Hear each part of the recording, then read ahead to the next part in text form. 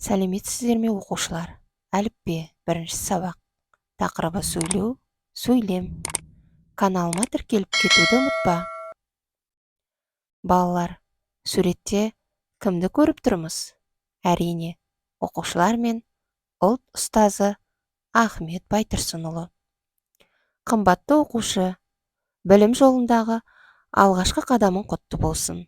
Тұңғыш әліппені жазған ұлт ұстазы Ахмет Байтұрсынұлы балалар оқуға бар, жатпа қарап деп білім алуға шақырған.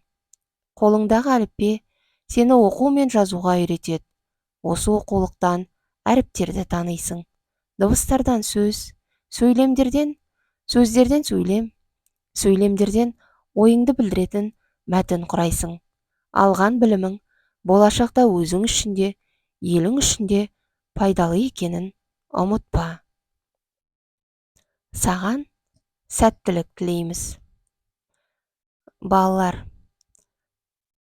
Ахмет атамыз айтып тұрғандай, біз дыбыстардан сөздерді, сөздерден сөйлем, ал сөйлемдерден өзіміздің ойымызды білдіретін керемет мәтіндер құраймыз. Яғни, бүгін 1 қыркүйек білім күні құтты болсын.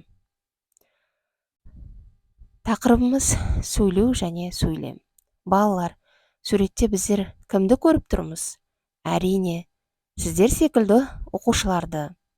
Оқушылар қайда отыр? Әлбетте, оқушылар мектепте, партада, сабақта отыр. Оқушылардың алдында нелер тұрды? Балалар, яғни біз бүгінгі күннен бастап кім боламыз? Әрине, мен оқушымын. Оқушы қандай болу керек?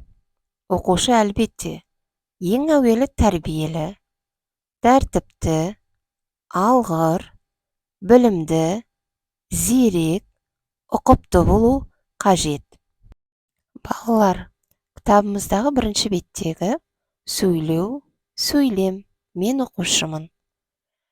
Бүгін қандай күн? Әрине, бүгін білім күні. Суретте не бейнеленген? Суретте еліміздің нышандары, елтаңба, әнұран, ту бейнеленген. Балалар қайда келді? Балалар әрине мектепке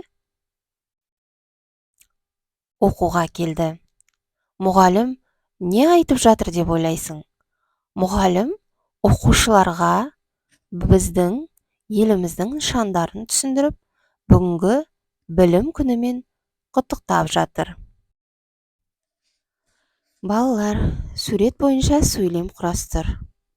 Біз жаңа айтып өткеніміздей, біз өз ойымызды сөйлеу арқылы жүзеге асырамыз. Ал сөйлеу сөйлемдер арқылы жүзеге асады. Суретте кімді көріп тұрмыз, балалар? Әрине, ұстаз бен оқушыны.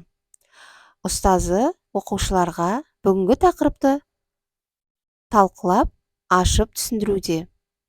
Ал оқушылар ұстазды мұқият тыңдап отыр.